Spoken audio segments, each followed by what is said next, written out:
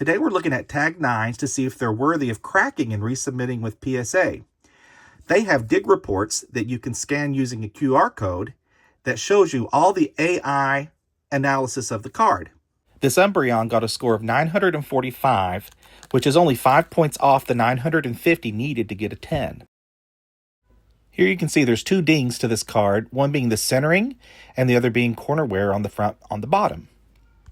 The biggest issue with the centering is the left to right centering, with the left being 55.59 and the right being 44.41. The maximum centering allowance is 45.55, and this one is 0.59 too much. So it will not get a 10 with tag no matter what I do. But since it's less than 1%, I think there is a chance it might get a 10 with PSA, because human subjectivity is in play, and a PSA grader may think to themselves, oh wow, this is got great eye appeal, this card could pass. So let's look at this bottom corner to see what the issue is. I mean, I'm looking at this bottom front corner.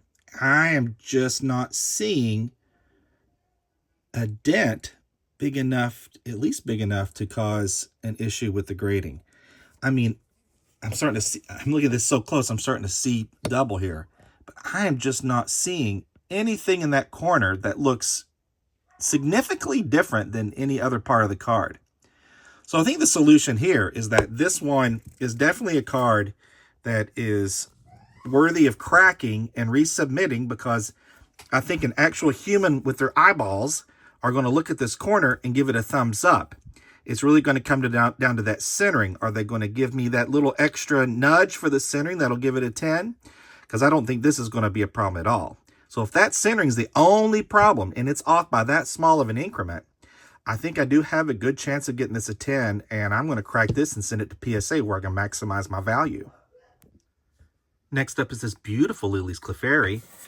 It got a score of 944, only 6 points off. Let's see what the issue is.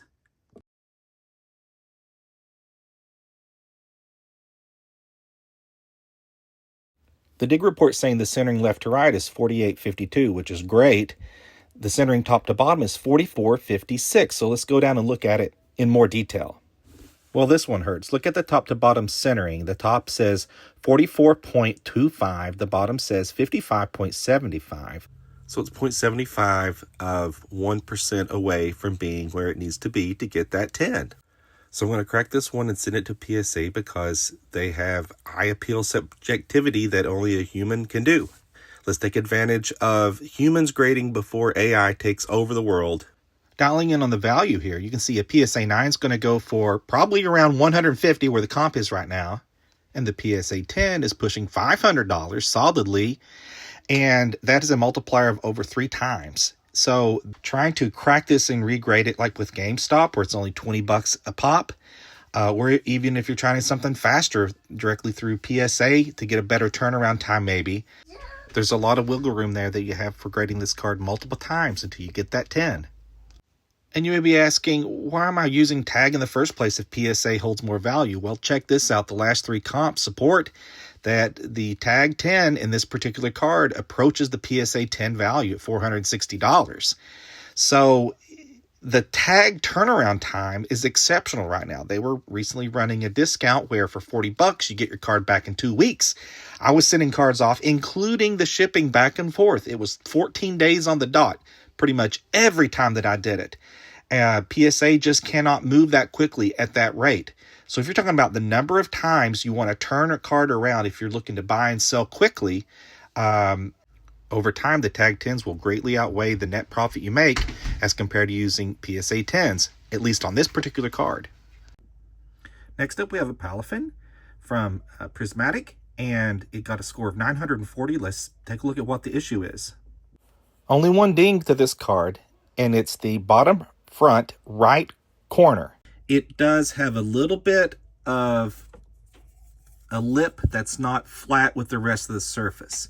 It crimps out just a little bit here in this corner. It's not a whole lot, and that's probably why I missed it before I sent it in. There's the angle you can see. It just pulls it right there. Let me try it from over here a little bit.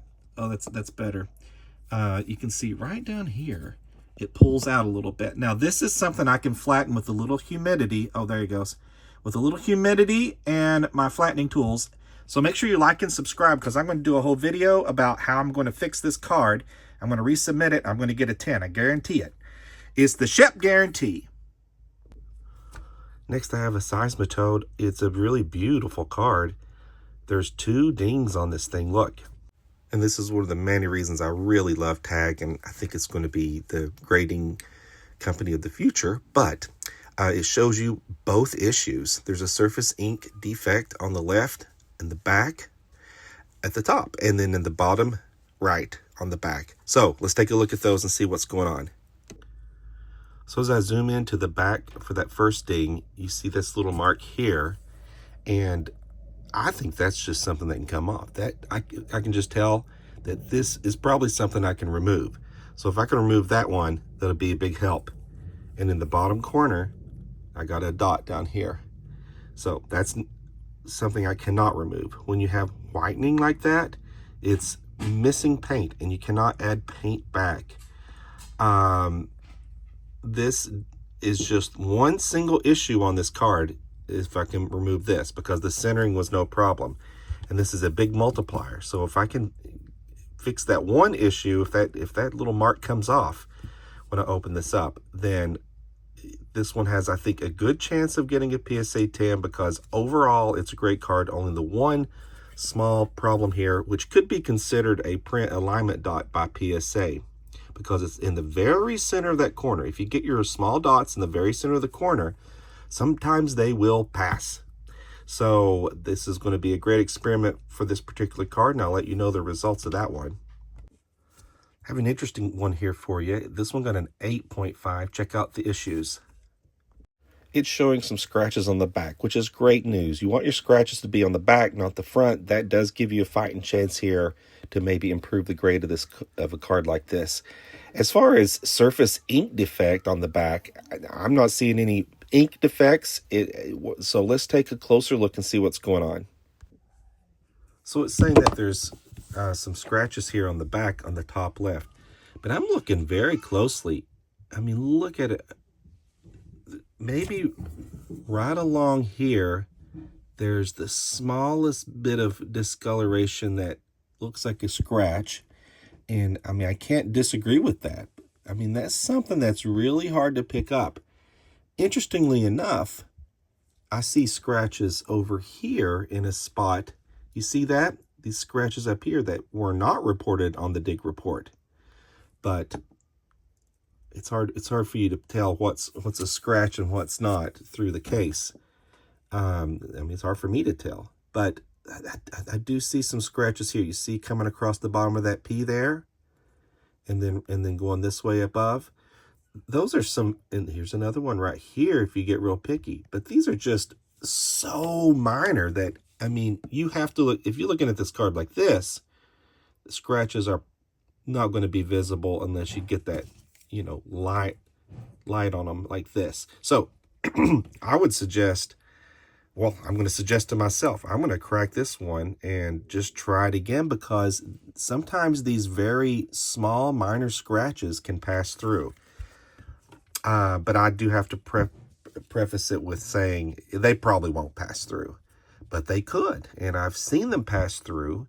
And it may be one where I try sending it to CGC. I try sending it to PSA if it doesn't work, you know, multiple times until I get a grader who's like, you know, this is a beautiful card. It's well centered on the front. There's not a single issue of this card on the front. There's the corners, edges, everything looks awesome. You have these almost invisible scratches here, especially to the naked eye. And that overall has a great eye appeal. This card deserves a 10. I mean, maybe with CGC, it can at least get a 9.5, you know, and boost it up a little bit. So anyway, that's what I think I'm going to try with this one. Such a beautiful card. I know it just doesn't feel like an 8.5 to me. Thank you so much for watching. Please like and subscribe, and send me a comment in the comment section. I'll get right back to you if you have any questions or thoughts. If I got anything wrong, but make sure you follow me so you can see what the results are when they come in. I'll be sure to let you know. Thanks. Have a great day.